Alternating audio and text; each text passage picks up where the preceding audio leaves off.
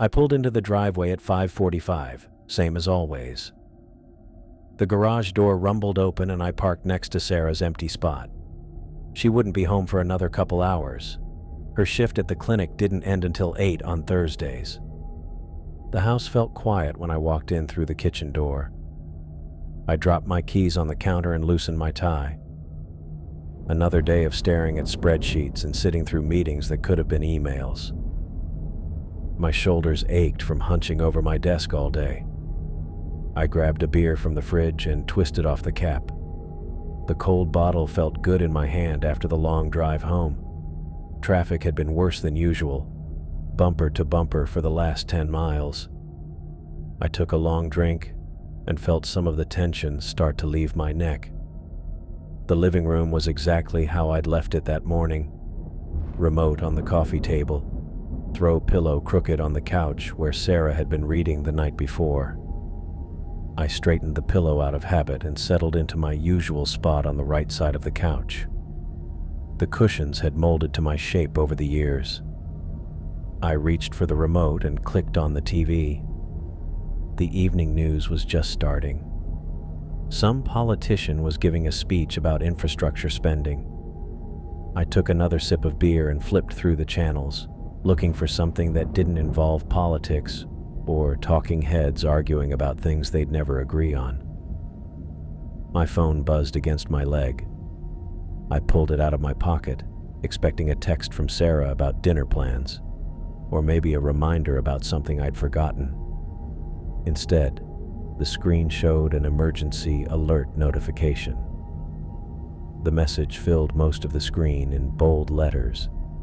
I read it once, then read it again more carefully. The government was warning residents about a dangerous individual in the area.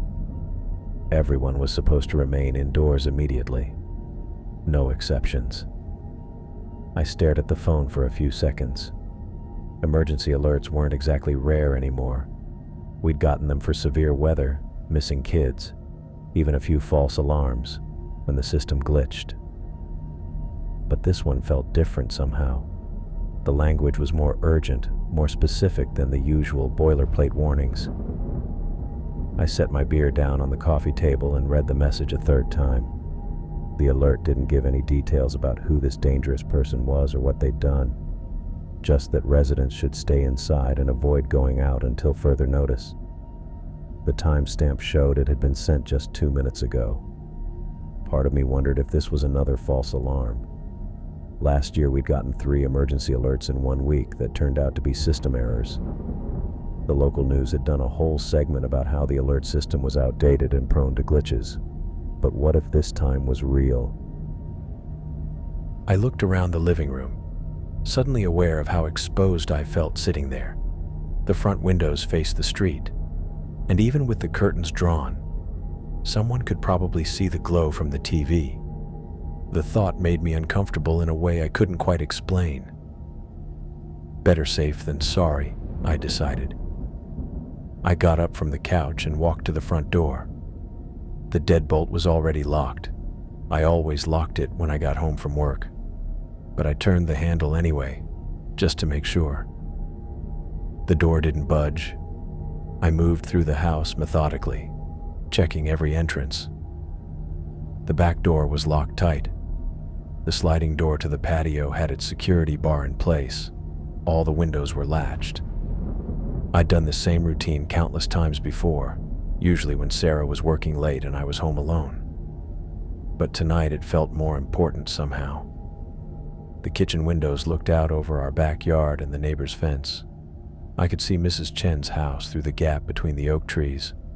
Her lights were on, and everything looked normal. No sign of any dangerous individuals lurking around. I went back to the living room and picked up the remote. The news was still droning on about the same political story. I flipped to the local channels, looking for any coverage of the emergency alert. Channel 7 was showing a cooking show. Channel 12 had a sitcom rerun. Channel 4 was running commercials. Nothing about any dangerous person in the area. No breaking news alerts scrolling across the bottom of the screen. No reporters standing outside police stations or emergency command centers.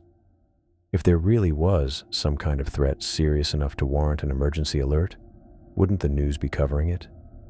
I turned up the volume and continued channel surfing. Maybe I'd missed something.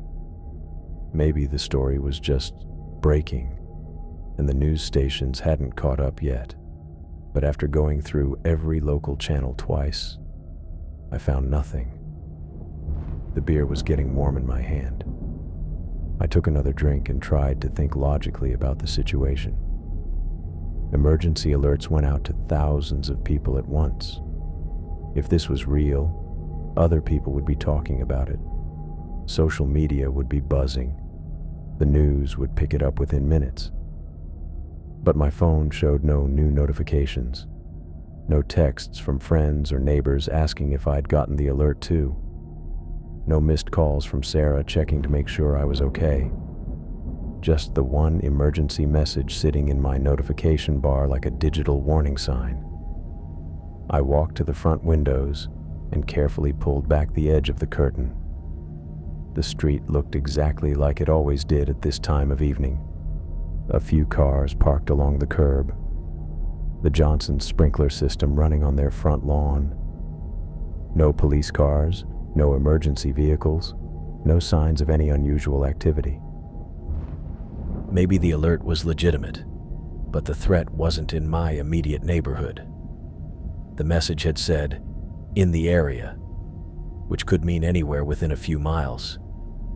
Or maybe it was one of those precautionary alerts they sent out when someone escaped from custody, or when there was a domestic situation that might spill over into the community. I let the curtain fall back into place and returned to the couch. The smart thing to do was follow the instructions regardless of whether the threat seemed real or not. Stay inside, keep the doors locked, wait for an all-clear message or more information. The TV remote felt heavier in my hand as I continued flipping through channels. I found a nature documentary about wolves and left it there. The narrator's calm voice was better than the constant chatter of news anchors or the laugh tracks from sitcoms. My phone buzzed again. For a second, I thought it might be another emergency alert with more details or an all-clear message. But it was just a notification from my banking app about a payment that had processed. Nothing urgent. I finished my beer and considered getting another one. The kitchen felt farther away than usual, even though it was only 20 feet from where I sat. The house seemed bigger somehow, with more dark corners and blind spots than I'd noticed before. The documentary narrator was explaining how wolves communicated with each other across long distances, pack behavior and territorial instincts. I found myself paying more attention to the sounds outside than to the television. A car door slamming somewhere down the street. The neighbor's dog barking at something. Normal evening sounds that suddenly felt worth monitoring. I picked up my phone and checked the emergency alert again. The message was still there, unchanged. No follow-up information, no updates, no estimated time frame for how long residents should stay indoors. Just the same stark warning about a dangerous individual in the area. The living room felt too bright with all the lights on. I got up and turned off the overhead fixture, leaving just the lamp beside the couch. The TV provided enough light to see by, and the dimmer setting made me feel less visible from outside. I settled back into the couch and tried to focus on the documentary. The wolves were hunting now, working together to track their prey through deep snow. Their coordination was impressive, each animal knowing exactly what role to play without any apparent communication. But my mind kept drifting back to the emergency alert. Who was this dangerous person? What had they done? Were they armed? Were they targeting random houses or looking for someone specific? The lack of details was almost worse than knowing the truth would have been. I reached for the remote and turned up the volume slightly.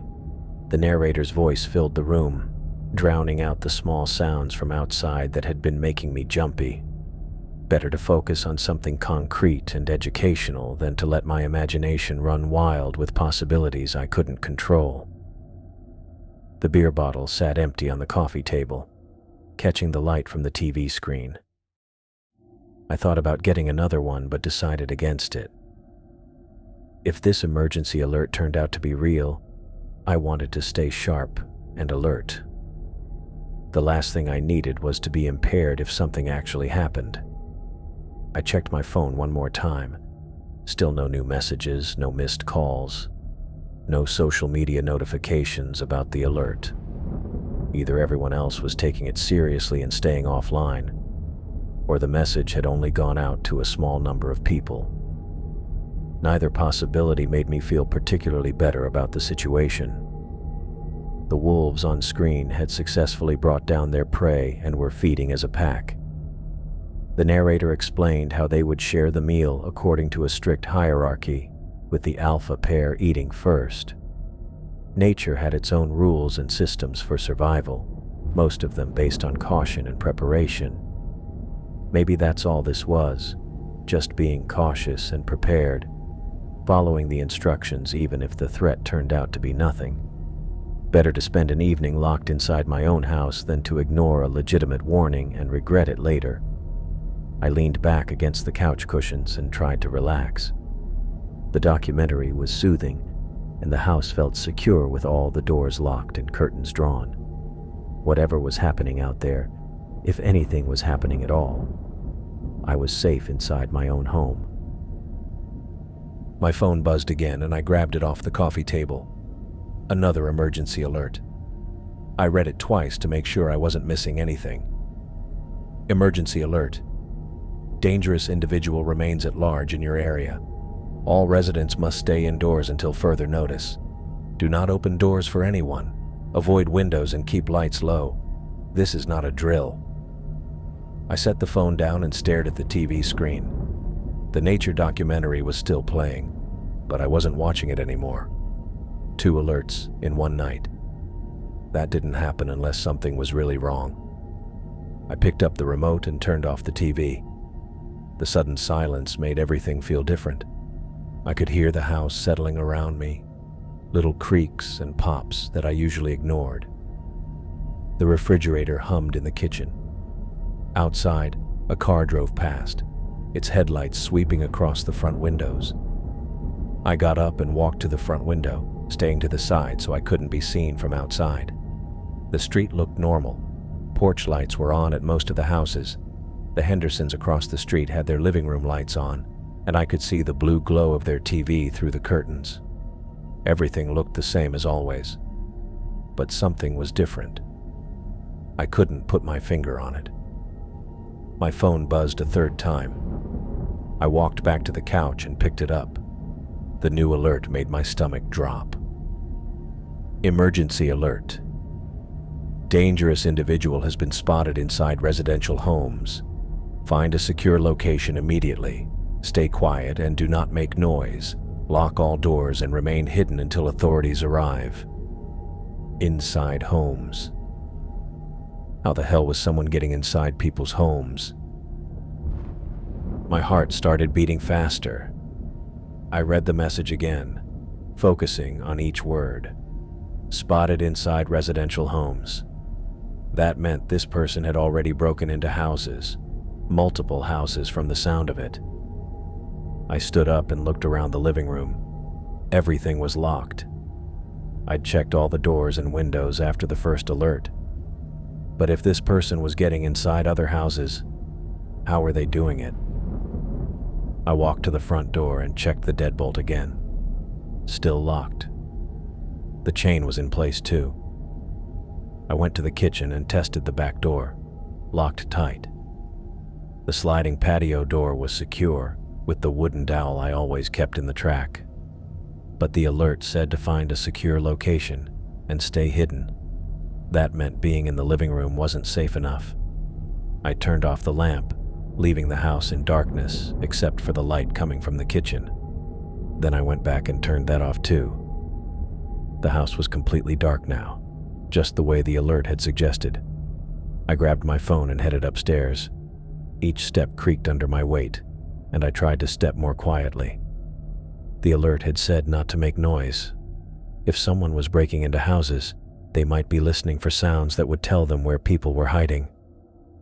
At the top of the stairs, I paused and listened. Nothing. Just the normal sounds of the house at night. I went into the bedroom and closed the door behind me. Then I locked it. The bedroom door lock wasn't much, just a simple button lock that could probably be kicked in without too much trouble. But it was better than nothing. I sat on the edge of the bed and checked my phone again. The 3 alerts were still there, each one more urgent than the last. I scrolled through them again, looking for details I might have missed. The first one had mentioned a dangerous individual in the area. The second one said to stay indoors until further notice. The third one said the person had been spotted inside homes and told everyone to hide. That progression bothered me. It was like the situation was getting worse by the hour. First, the person was just in the area. Then they were telling people to stay inside. Now they were inside people's houses. I wondered how many houses. The alert said, residential homes, plural, so at least 2, maybe more. And if this person was breaking in, what were they doing once they got inside? I didn't want to think about that. I got up and checked the bedroom windows. Both were locked. The one facing the backyard had a view of the neighbor's fence and the alley beyond it. Everything looked quiet back there. The front bedroom window looked out over the street. I stayed to the side and peered through the curtains. The street was still empty except for parked cars, but now I noticed something I hadn't seen before. The house 2 doors down, the Miller's place, was completely dark. No porch light, no lights in any of the windows. That was weird. The Millers always left their porch light on at night. Always. I'd lived on this street for 6 years, and I'd never seen their house completely dark after sunset. I stared at their house for a long time, trying to see if there was any movement in the windows. Nothing. It looked empty. Maybe they weren't home. Maybe they'd gone out of town and forgotten to leave a light on. Or maybe they'd gotten the same alerts I had and decided to keep their house dark. Or maybe something had happened to them. I backed away from the window and sat down on the bed again. My hands were shaking slightly. I hadn't realized how tense I was getting. I checked the time on my phone. 8:23. Sarah would be getting off work in about 40 minutes. She'd probably try to drive home not knowing about the alerts. I should call her and tell her to stay at the clinic until this was over. But what if calling her made noise that someone could hear? The alert had said to stay quiet. I didn't know if that meant no phone calls, but I didn't want to take any chances. I decided to text her instead. I typed out a message. Emergency alerts about dangerous person in area. Stay at work until I call you. Don't come home yet. I hit send and waited. The message showed as delivered, but Sarah didn't respond right away. She was probably busy with a patient or finishing up paperwork. I set the phone on the nightstand and tried to think about what to do next. The alert had said to stay hidden until authorities arrived. But how long would that take? And how would I know when it was safe to come out? I got up and went to the bedroom closet. It was a walk-in closet, big enough for me to sit in comfortably. If someone did break into the house, they might not think to look in there right away. It would give me time to call for help or figure out what to do. I grabbed a pillow from the bed and went into the closet, pulling the door mostly closed behind me. I left it open just a crack so I could hear what was happening in the rest of the house. The closet was dark and quiet. I could hear my own breathing and the sound of my heart beating. Outside the closet, the house was silent. I checked my phone again. Still no response from Sarah. The 3 emergency alerts were still there, but no new ones had come in. I sat there in the dark, listening to every sound. The house settling, a car driving by outside, the neighbor's dog barking once and then going quiet. Every few minutes, I checked my phone for new alerts or a message from Sarah. Nothing.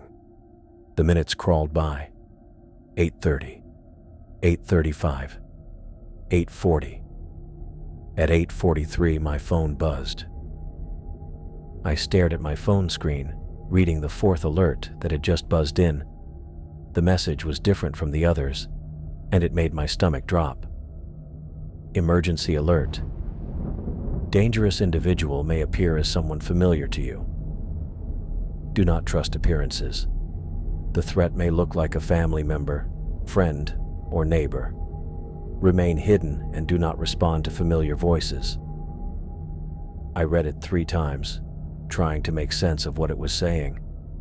How could a dangerous person look like someone I knew? That didn't make any sense.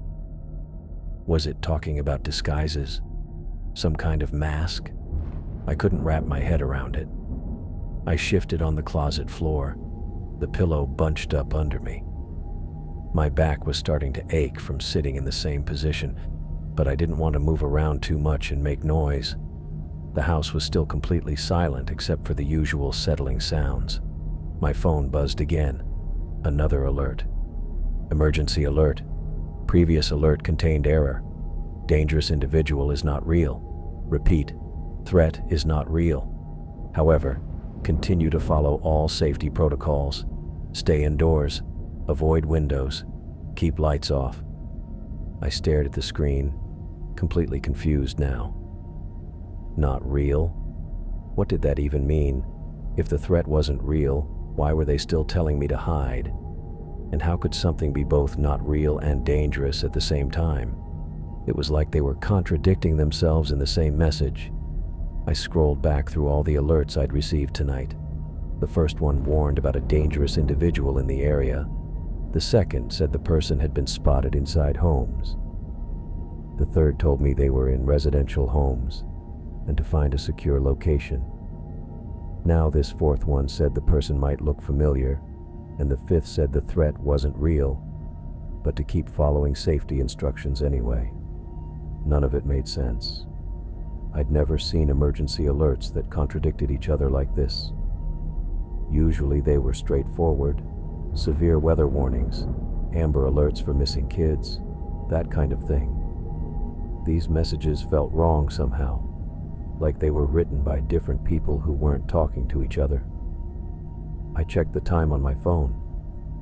8:51. Sarah should have gotten my text by now, but she still hadn't responded. Maybe she was busy with a patient or something. The clinic could get hectic during evening hours. My phone buzzed again and I nearly jumped out of my skin.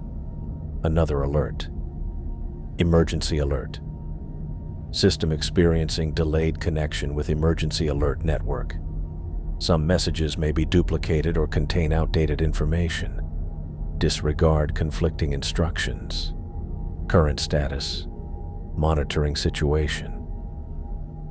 Now they were telling me the system was malfunctioning. That explained the contradictory messages, but it also made me wonder if any of the alerts were legitimate.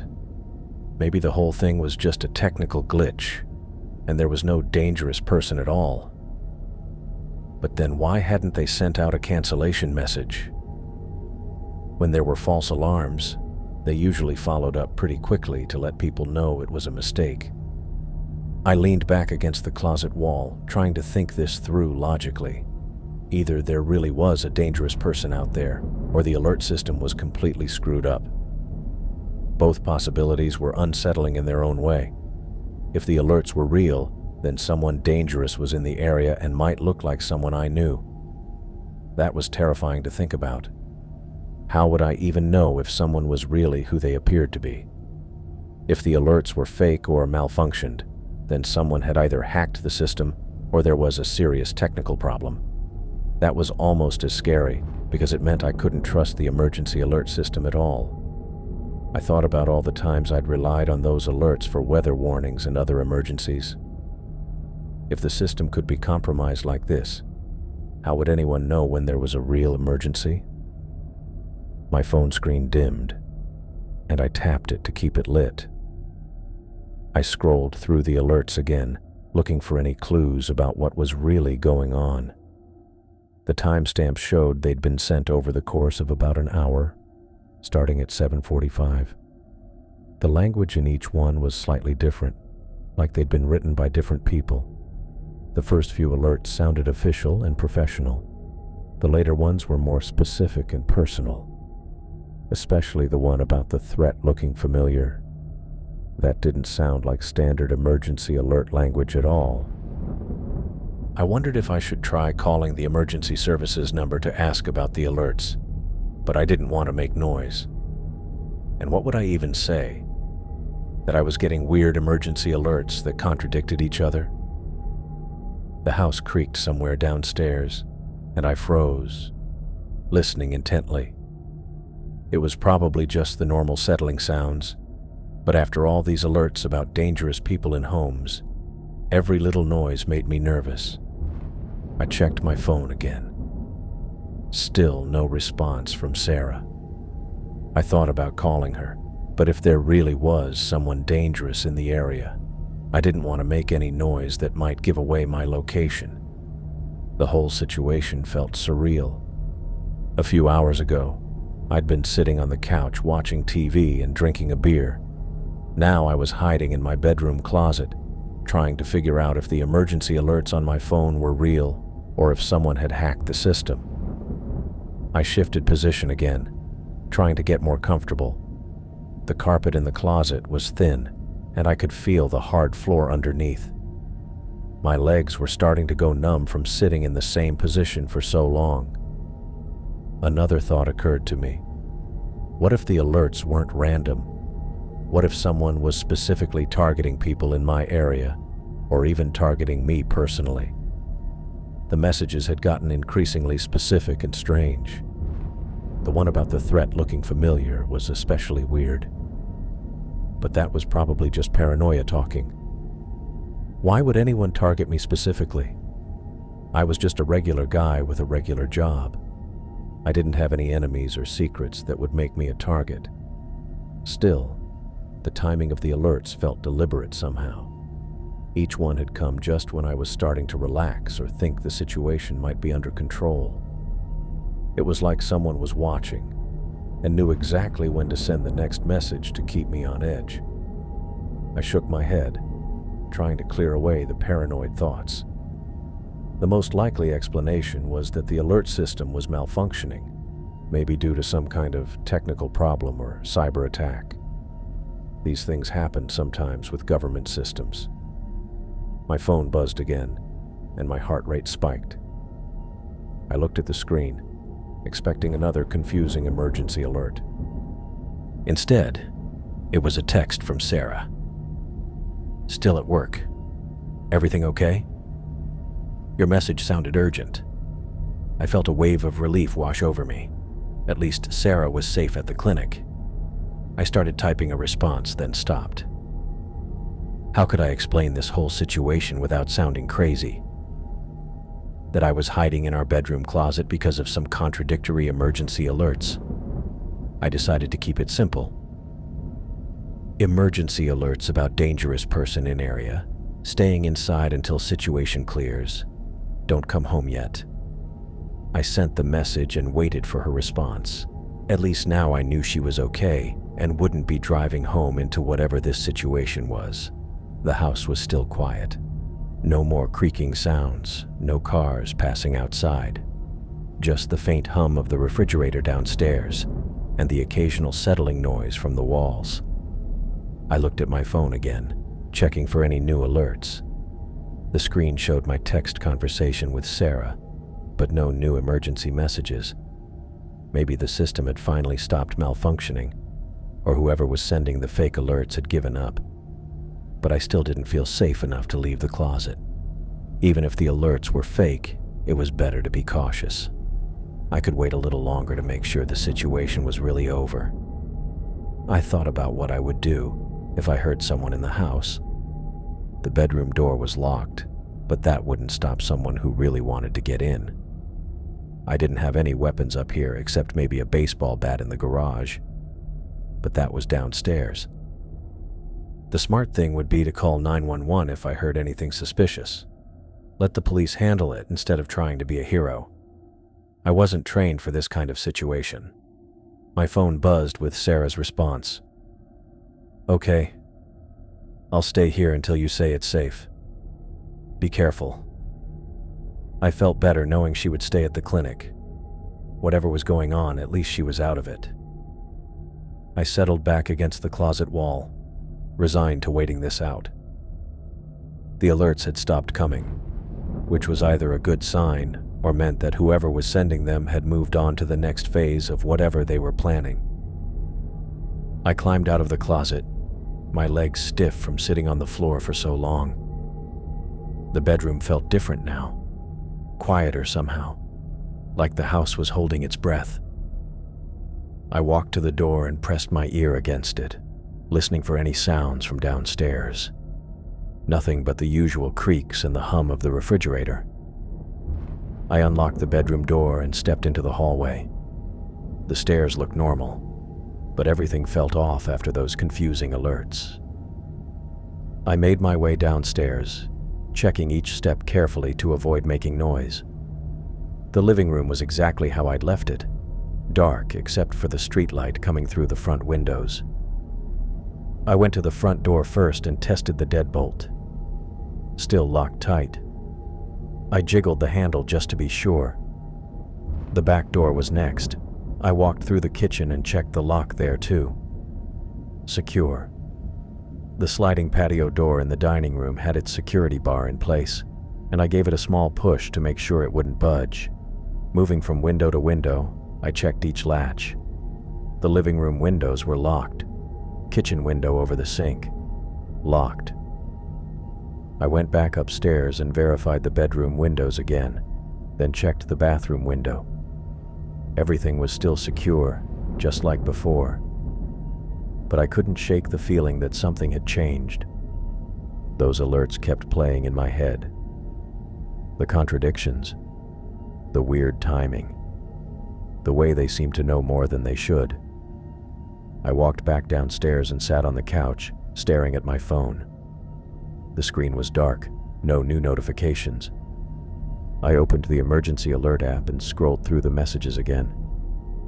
The first one about staying indoors, the second about the dangerous person being in homes, then that strange one about the person looking familiar, followed by the one saying it wasn't real. Finally, the alert about the system malfunction. None of it made sense.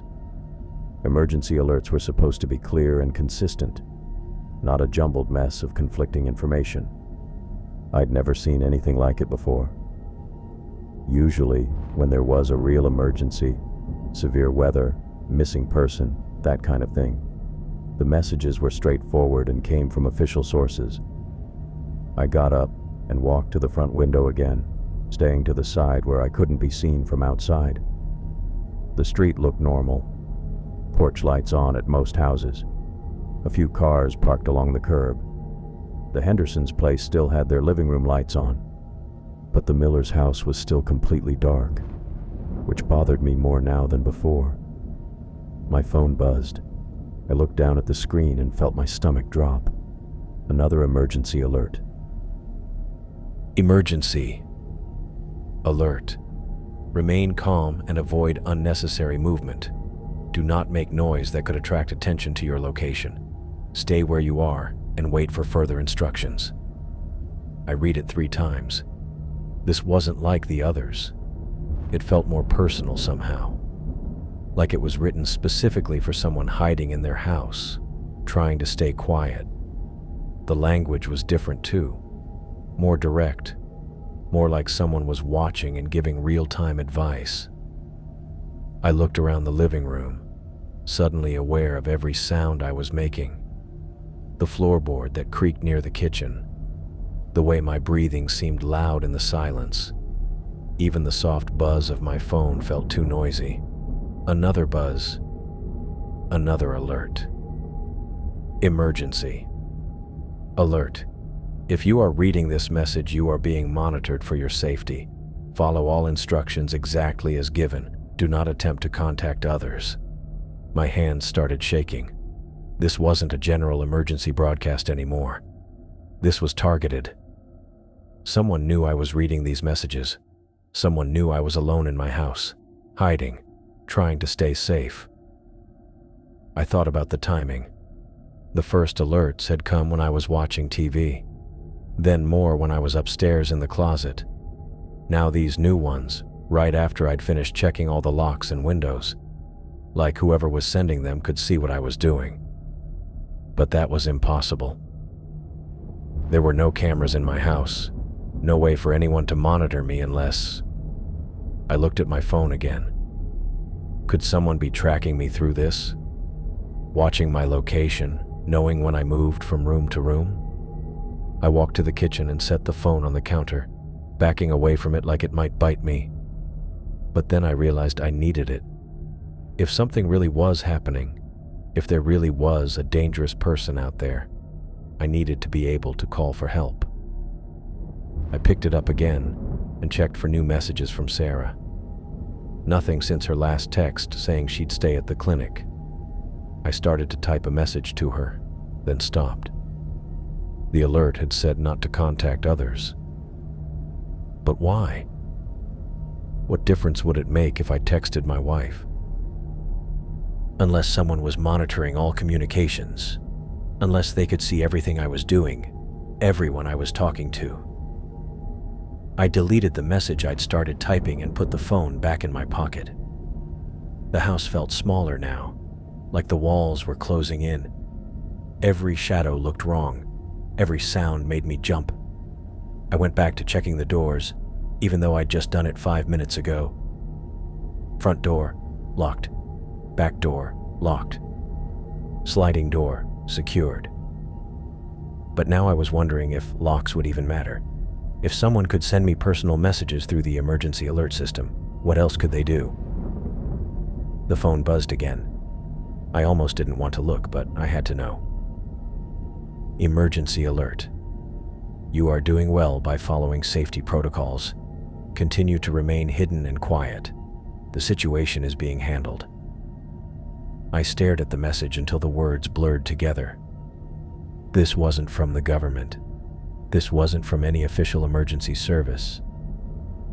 Someone was playing games with me, using the alert system to mess with my head. But how? And why? I thought about calling 911, but what would I tell them? That I was getting weird text messages? That someone might be watching me through my phone? They'd think I was paranoid or having some kind of breakdown. But the alternative was worse. The alternative was that this was all real. That someone really was monitoring me. Really was sending me personal instructions through a system that was supposed to protect people. I walked back to the living room and sat down on the couch, holding the phone in both hands. The screen stayed dark for a long time. No new alerts. No messages from Sarah. Just silence and the growing certainty that whatever was happening, it was far from over. I sat on the couch in the dark living room, my phone heavy in my hands. The silence felt different now, thicker somehow, like the air itself was holding its breath. I'd been staring at that last emergency alert for what felt like hours, trying to make sense of how whoever was sending these messages seemed to know exactly what was happening in my house. That's when I heard it. David? My blood turned to ice. The voice drifted up from somewhere downstairs. Soft, familiar, with that slight upturn at the end that made it sound like a question. It was Sarah's voice. Exactly Sarah's voice, down to the way she always called my name when she got home from work. But Sarah wasn't supposed to be home. She was at the clinic until 8, and it was only, I checked my phone, 9:12. She hadn't texted me back about coming home early. She hadn't said anything about leaving work. David, are you upstairs? There it was again. The same tone she used every single day when she walked through the front door. The same inflection, the same warmth. I could picture her standing in the entryway, probably setting her purse on the little table by the door, looking around for me. Every fiber of my being wanted to call back to her, to say, "Yeah, I'm up here," like I did every other night, to get up and walk downstairs and see her face and feel that relief of having her home safe. But those alerts kept echoing in my head. The one about dangerous individuals who might appear as someone familiar. The one warning me not to respond to familiar voices.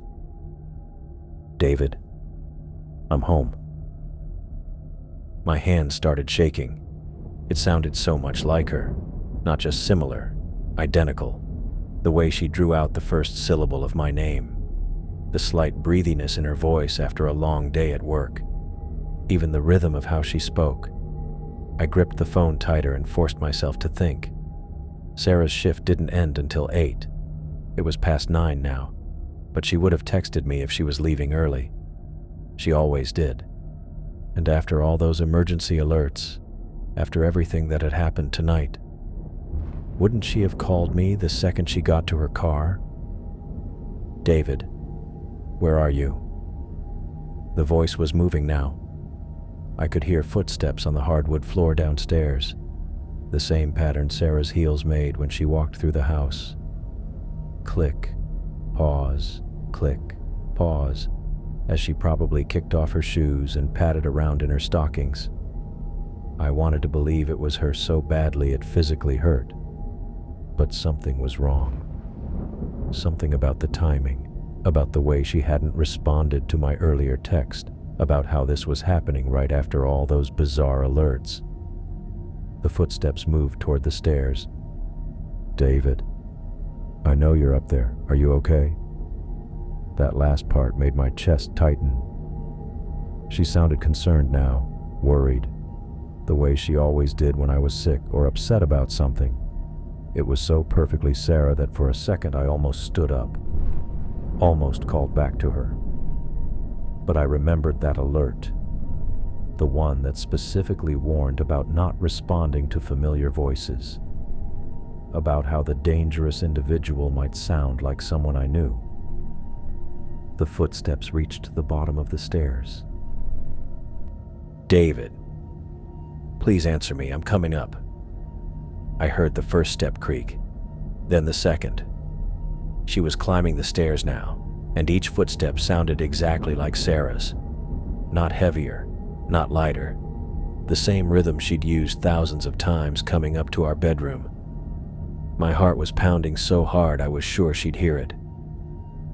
I stayed frozen on the couch, phone clutched in my sweaty hands, trying to decide what to do. Part of me was screaming that this was Sarah, that I was being paranoid, that I should run to her and apologize for hiding. But another part of me, the part that had been listening to those alerts all night, kept whispering that something was very, very wrong. "David, I can see the light under the bedroom door. Are you in there?" She was at the top of the stairs now. I could hear her moving down the hallway toward our bedroom. Her voice was getting closer, and it still sounded exactly like Sarah. Exactly like the woman I'd been married to for 6 years. But Sarah was supposed to be at work. Sarah would have texted me back. Sarah would have called if she was coming home early, especially after I'd told her about the emergency alerts. "David, the bedroom door is locked. Why is it locked?" I heard the doorknob rattle. I'd locked it when I went upstairs earlier, when the alerts first started getting weird. Now I was grateful for that decision, even though every instinct was telling me to unlock it and let my wife in. "David, please open the door. I'm worried about you." The voice was right outside the bedroom now. So close. So familiar. So perfectly, impossibly Sarah. But it couldn't be Sarah. It couldn't be. I stayed on the couch, barely breathing, as the doorknob rattled again. I needed to get to the gun. The thought hit me like a punch to the gut as I sat there on the couch, listening to what sounded exactly like Sarah calling my name from downstairs. My hands were shaking so bad I could barely hold my phone. But I knew what I had to do. I stood up slowly, trying not to make any noise on the hardwood floor. Every step felt like it echoed through the whole house, even though I was trying to move as quietly as possible. The voice downstairs kept calling. "David? Where are you, honey?" And it sounded so much like Sarah that part of me wanted to just run down there and throw my arms around her. But the alerts, those damn alerts kept playing in my head.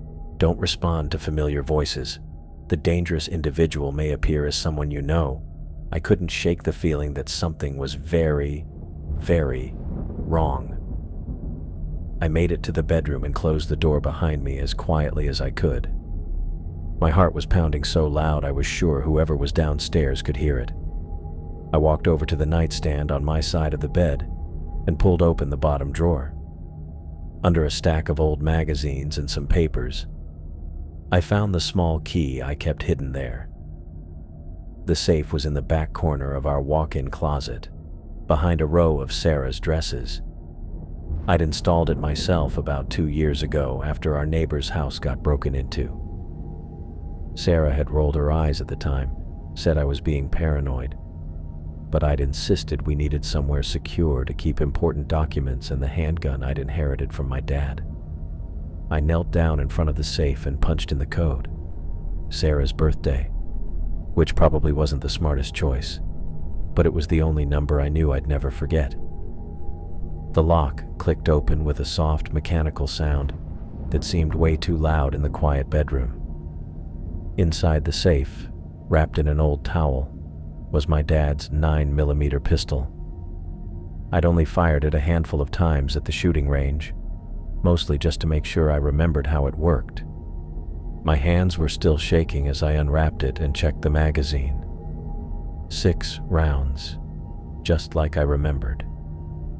I slid the magazine back in and pulled the slide to chamber a round, the way my dad had taught me when I was 16. The weight of the gun felt strange in my hands, heavier than I remembered and colder. I'd never thought I'd actually need to use it for anything other than target practice. The whole situation felt surreal, like I was watching someone else's life unfold. "David?" The voice came again from downstairs, closer now. "I can see the light under the bedroom door. Why is it locked?" I froze. The bedroom door was locked. I'd turned the deadbolt when I came in. But how did she know there was light under the door? I'd only turned on the small lamp on the nightstand, and I was pretty sure the light wouldn't be visible from the hallway. Unless she was right outside the door. I moved back into the closet, pushing past Sarah's work clothes and the winter coats we hardly ever used. The back corner was dark and cramped, but I could see the bedroom through the partially open closet door. I sat down on the floor behind a row of shoeboxes, the gun heavy in my lap. "David, you're scaring me." The voice was right outside the bedroom now.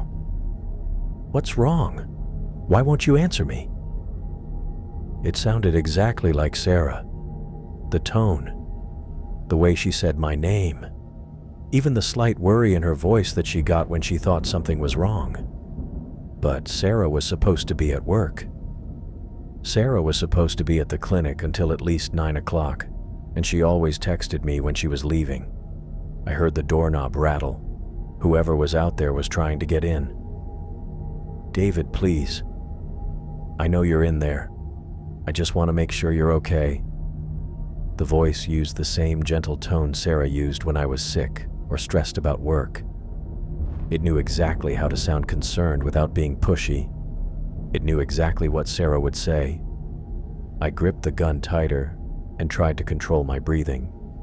In through my nose, out through my mouth, the way my dad had taught me at the range. Stay calm, stay focused. Don't let your emotions make decisions for you. The doorknob rattled again, more insistently this time. "David, I'm getting worried. Did something happen? Are you hurt?" I wanted to answer. Every instinct I had was screaming at me to unlock that door and let Sarah in. But the alerts kept echoing in my head. The dangerous individual may appear as someone familiar. Don't respond to familiar voices. How could someone sound exactly like Sarah? How could they know the pet name she used, the way she talked when she was worried? It didn't make sense, but nothing about this whole night made sense. I heard footsteps moving away from the door, then coming back, like whoever was out there was pacing in the hallway. "David, I'm going to call the police if you don't answer me. I'm scared something happened to you." That sounded like something Sarah would say. She always threatened to call for help when she was really worried about something. But the timing was all wrong. Sarah should be at work. Sarah should have texted me if she was coming home early. I shifted position on the closet floor, trying to find a spot where the shoeboxes weren't digging into my back. The gun felt slippery in my sweaty palms. I wiped my hands on my jeans one at a time, never letting go of the weapon completely. The footsteps stopped right outside the bedroom door. "David, I know you can hear me. Please, just say something so I know you're okay." The voice was softer now, almost pleading. It sounded hurt and confused, like Sarah did when we had a fight, and she couldn't understand why I was upset. It was perfect. Too perfect. I closed my eyes and tried to think. Sarah's shift ended at 8. It was past 9 now. She could have gotten off early, could have decided to come home without texting. But she always texted. Always. Even if it was just to say she was leaving work 5 minutes early. And the alerts. The timing was too convenient. First the warnings about staying inside, then about someone being in homes, then about not trusting familiar voices. And now, someone who sounded exactly like Sarah was trying to get into our bedroom. I opened my eyes and stared at the bedroom door through the gap in the closet. The doorknob was perfectly still now. No more rattling, no more attempts to get in. Just silence. That was worse somehow. At least when whoever was out there was trying the door, I knew where they were. Now I had no idea what was happening on the other side of that locked door. I waited, holding my breath, straining to hear any sound from the hallway. The house was old and the floors creaked when you walked on them, but I couldn't hear anything. No footsteps, no movement, nothing. Maybe they'd given up. Maybe whoever it was had moved on to another part of the house. Or maybe they were just standing there waiting for me to make a sound. I shifted the gun in my hands, making sure I had a good grip. My finger rested alongside the trigger guard, not on the trigger itself. Safety first, just like my dad had drilled into me. Don't put your finger on the trigger unless you're ready to shoot. The silence stretched on. My legs were starting to cramp from sitting on the hard closet floor, but I didn't dare move. Any sound might give away my position. Then I heard it. A soft scratching sound like fingernails on wood. It was coming from the bedroom door. I felt my phone vibrate against my palm, and I looked down to see another emergency alert lighting up the screen. My hands were still shaking from gripping the gun, and I had to steady myself to read the message clearly. Emergency alert. Stay calm and do not respond to any voices or sounds in your home. Remain in your current location. Do not move or make noise. This is for your safety. I read the message 3 times, my heart pounding harder with each word. The timing was too perfect, too exact. Just as the voice outside had started calling my name, this alert appeared. Just as I'd hidden in the closet with the gun, another message told me to stay put. It couldn't be a coincidence. The voice outside the bedroom door called my name again.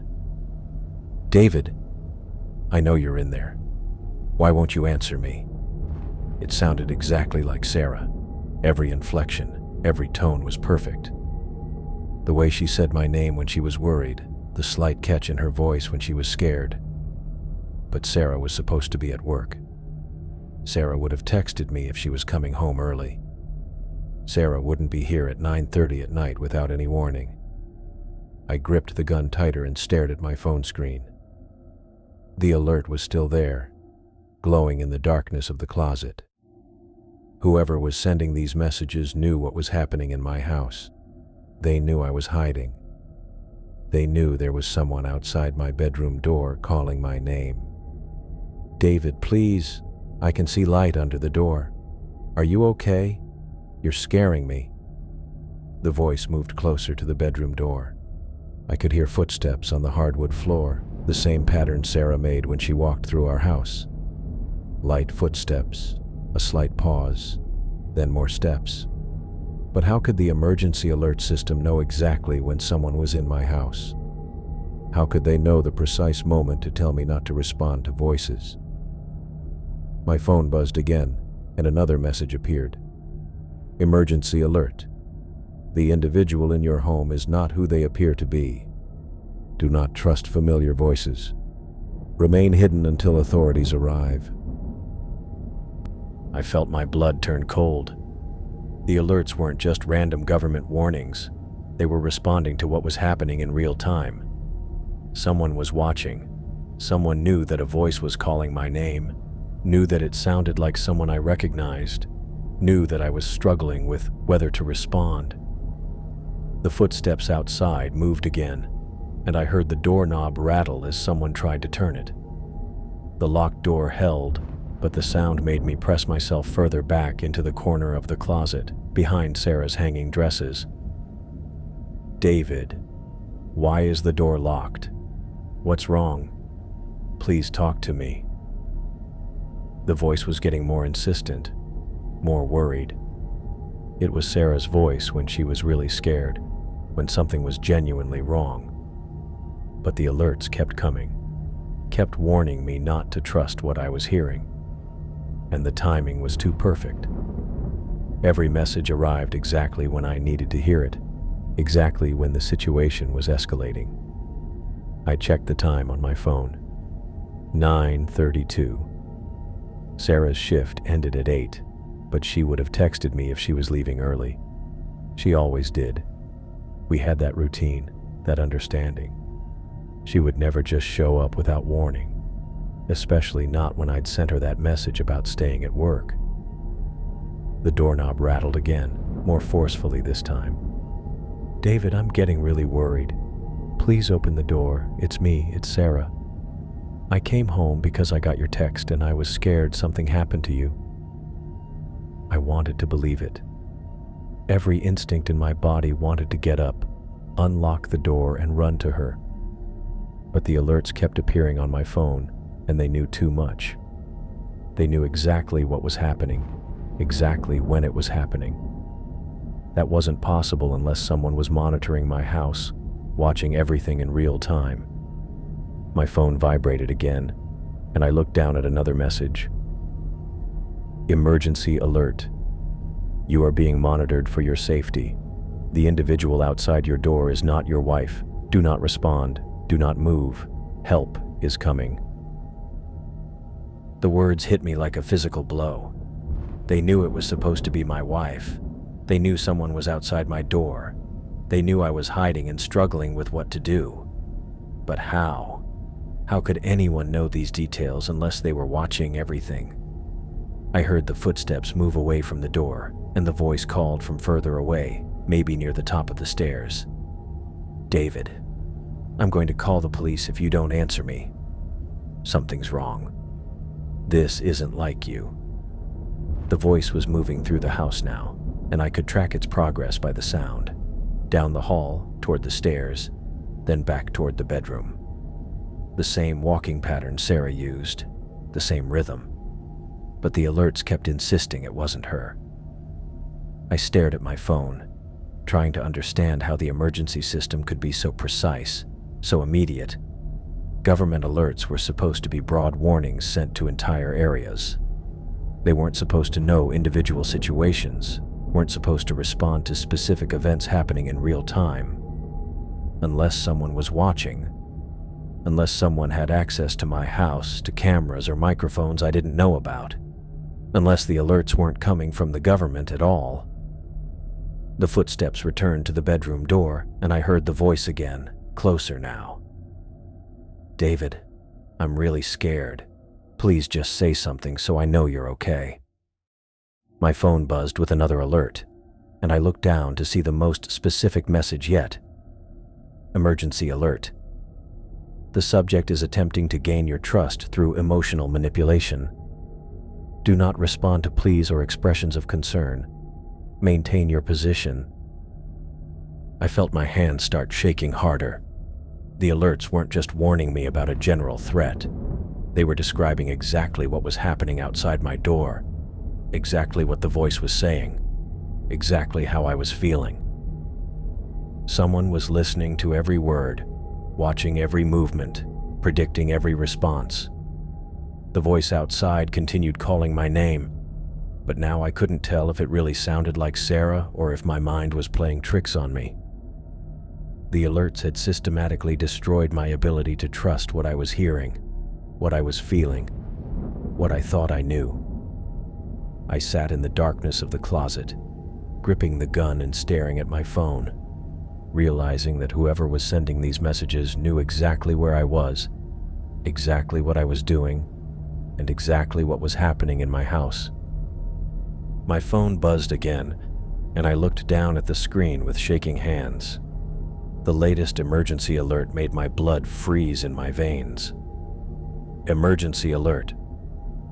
Put down your weapon immediately and exit your hiding location. Proceed to the kitchen where the dangerous individual is waiting. Failure to comply will result in escalation.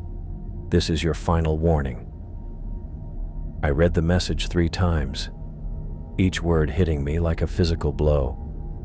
They knew I had a gun. They knew exactly where I was hiding. Somehow, whoever was sending these alerts was tracking my every movement, watching me like I was some kind of lab rat in a maze. My hands trembled so badly I almost dropped the phone. How was this possible? I'd been careful, quiet. I hadn't made any noise that would give away my position.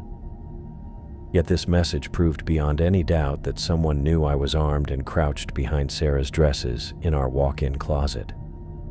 The voice outside the bedroom door called my name again. "David? Please, I'm worried about you. Why won't you answer me?"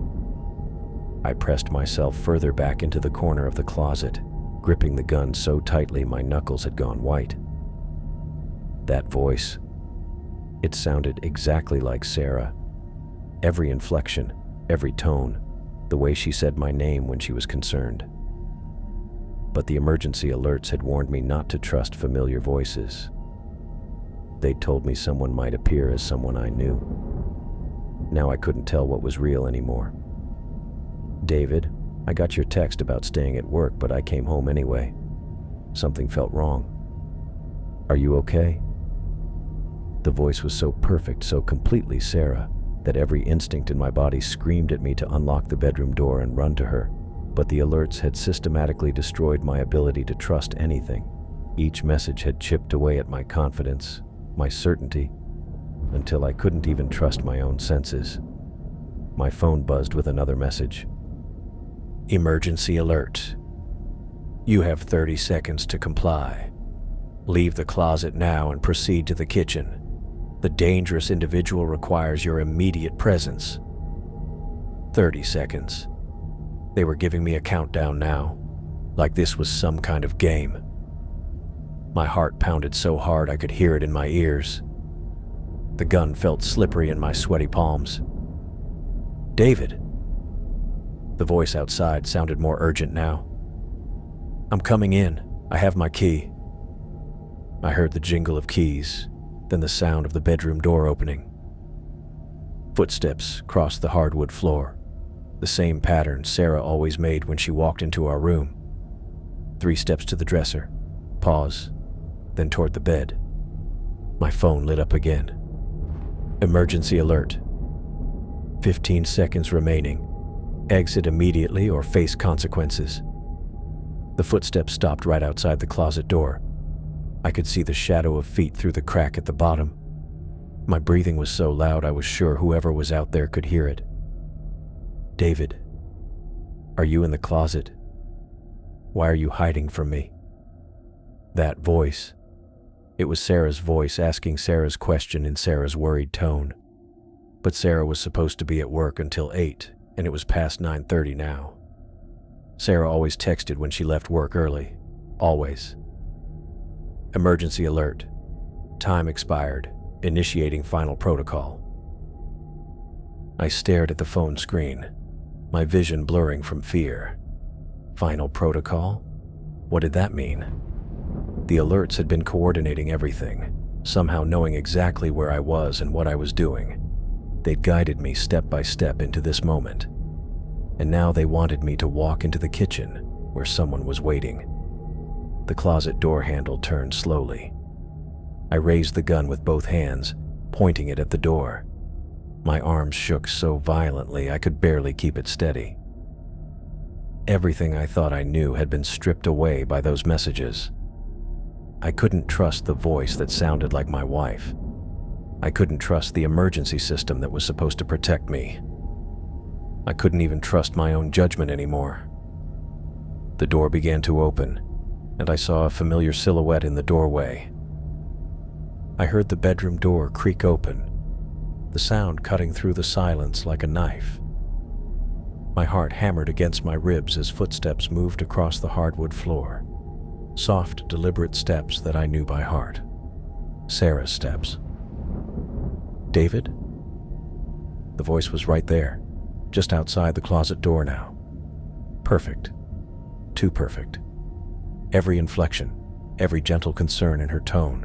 It was exactly how Sarah would sound if she'd come home to find me missing. "Honey, I know you're in there. Please come out." My phone buzzed against my palm, and I nearly dropped the gun. The screen lit up with another emergency alert. "Come out immediately. Hiding is no longer safe. Exit your location now." My blood turned to ice. The alerts weren't random warnings anymore. They were instructions, commands. Whatever was out there knew exactly where I was hiding, knew I was in this closet, knew I had the gun. The emergency system wasn't trying to protect me. It was coordinating with whatever stood outside that door. "David, please." The voice was so close I could almost feel breath through the door. "I'm scared. Why won't you answer me?" I stared at the phone screen, watching the alert blink. The thing outside knew my location. It knew I was armed. It was using the emergency system to flush me out, to make me come to it instead of having to force its way in. I'd been played from the very beginning. My hand stopped shaking. The fear crystallized into something harder, sharper. I wasn't going to cower in this closet anymore, waiting for it to decide when to end this game. I took a deep breath, gripped the gun with both hands, and burst through the closet door. Sarah stood in the middle of the bedroom, wearing her blue scrubs from the clinic. Her auburn hair was pulled back in the ponytail she always wore for work. She looked exactly like my wife in every detail, except for her eyes. They were too bright, too focused, like a predator that had been waiting patiently for prey to finally show itself. "There you are," she said, and smiled. The smile stretched too wide across her face, showing too many teeth. It was Sarah's mouth, Sarah's lips, but the expression was all wrong, like someone had studied how humans smiled but had never actually felt happiness. I didn't hesitate. I raised the gun and fired. The shot was deafening in the small bedroom.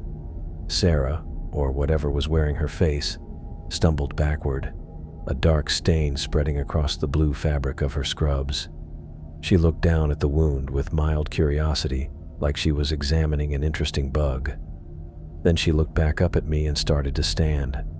The wound wasn't bleeding right. The dark stain wasn't spreading the way blood should spread. And she was moving like the bullet had been nothing more than a minor inconvenience. "That wasn't very nice, David," she said, her voice still perfectly Sarah's, but with something cold underneath it now. I fired again, this time aiming for her chest. The impact knocked her back a step, but she kept coming forward, that too wide smile never wavering. I turned and ran. My feet hit the hardwood floor of the hallway, and I could hear her behind me. Not running, just walking with those same measured steps. Like she knew I couldn't get away. Like this was all part of whatever game she was playing. I reached the top of the stairs and took them 3 at a time, my hand sliding along the banister to keep from falling. Behind me, I heard the bedroom door frame creak as she passed through it. Heard her footsteps reach the top of the stairs. I took the stairs 3 at a time, my heart hammering against my ribs. The gun felt slippery in my sweaty palm as I gripped the banister with my other hand. Behind me, I could hear her footsteps, steady, deliberate, not rushed like mine. That should have been my first clue that something was seriously wrong. I hit the bottom of the stairs and stumbled slightly, catching myself against the wall. The kitchen was just ahead, and I could see my phone sitting on the counter where I'd left it earlier. The screen was lit up, which meant another alert had come through. My legs felt like jelly as I crossed the living room. Every instinct told me to keep running, to get out of the house entirely. But I needed that phone. I needed to understand what was happening. I reached the counter and grabbed the phone with my free hand, the gun still pointed toward the stairs. The emergency alert was already open on the screen, and I read it twice before the words really sank in. Emergency alert. Turn around. Look behind you now. My blood went cold. I spun around, raising the gun as I turned. She was standing in the kitchen doorway, maybe 10 feet away from me. At first glance, it looked like Sarah, same auburn hair, same green eyes, same blue scrubs from the clinic. But something was off.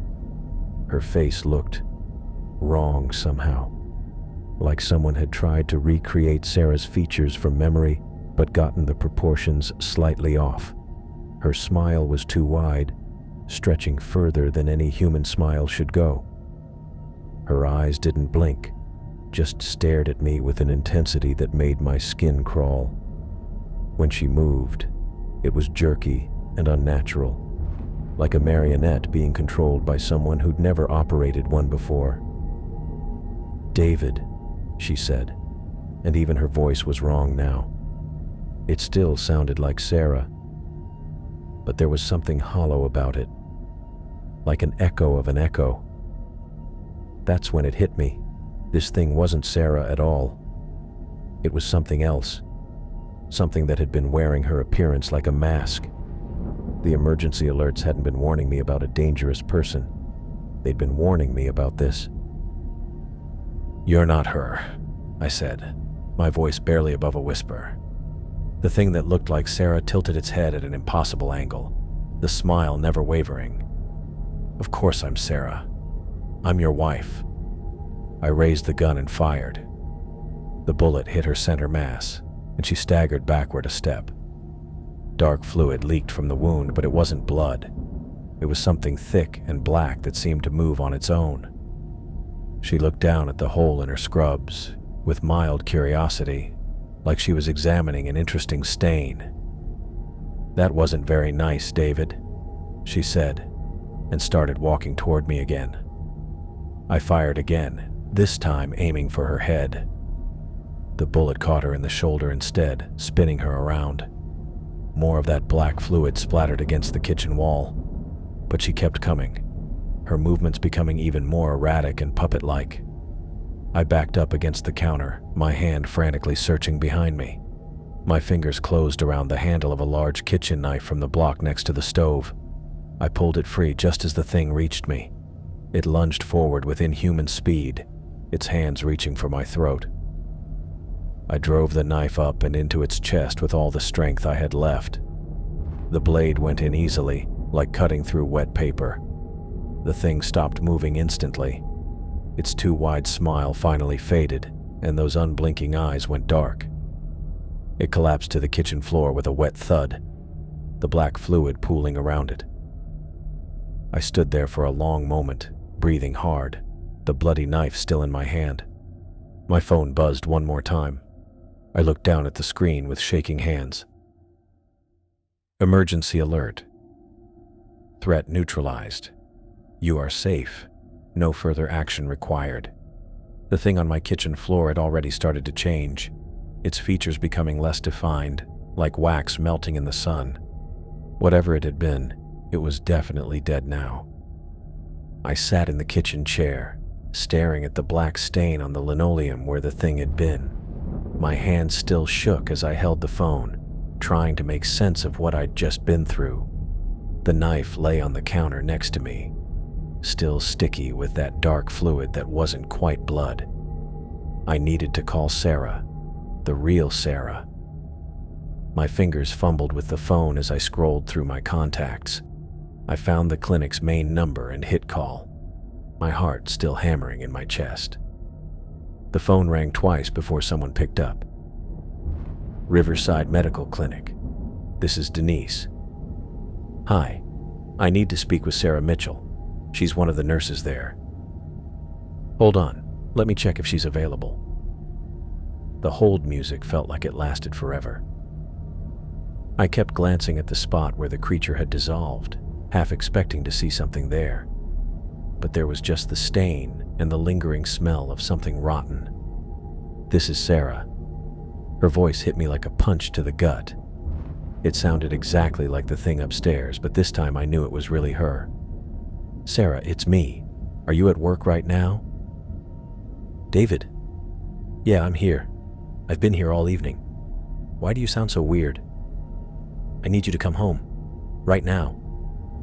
What's wrong? You're scaring me. Just come home. Please. And Sarah? Yeah? When you get here, don't come in alone. Call out to me first, okay? There was a pause. David, what happened? I'll explain when you get here. Just promise me you'll call out when you arrive. Okay, I promise. I'm leaving now. I hung up and sat back in the chair, trying to process what I'd tell her. How do you explain that something wearing her face had tried to kill you? That emergency alerts had guided me through the whole thing. I looked at my phone and opened the emergency alert app. My stomach dropped. The message history was completely empty. Every single alert I'd received was gone, like they'd never existed at all.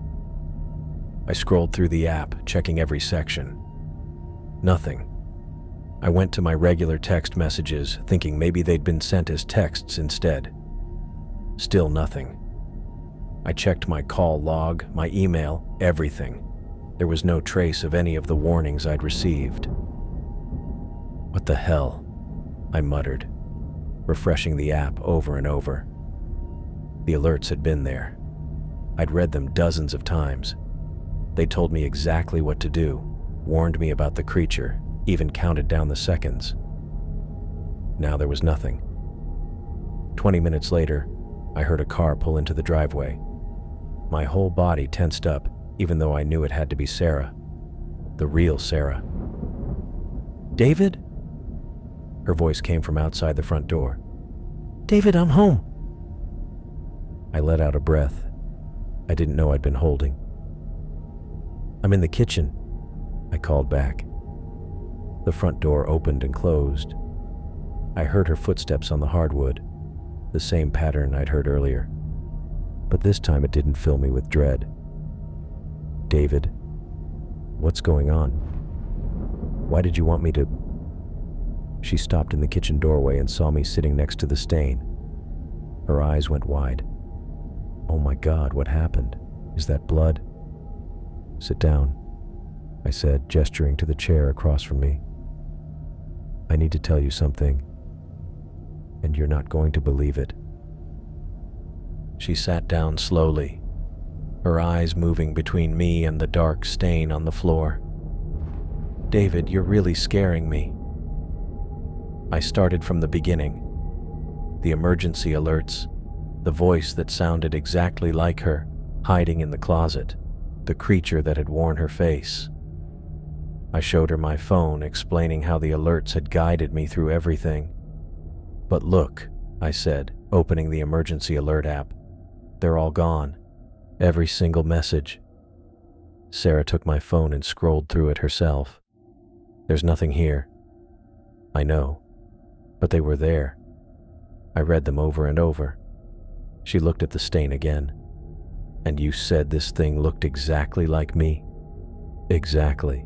Same voice, same mannerisms, everything. If it wasn't for the alerts warning me, I would have opened that door." Sarah was quiet for a long time, studying the stain. "We should call the police." "And tell them what?" "That I killed something that looked like my wife, but now there's no body and no evidence. We have to try." I nodded. She was right. I dialed 911 and explained the situation as best I could. The dispatcher sounded skeptical, but she said officers would be out within the hour. While we waited, I called the emergency alert system directly. After being transferred 3 times, I finally got someone who could check my account. "I'm sorry, sir, but our records show no alerts were sent to your number today.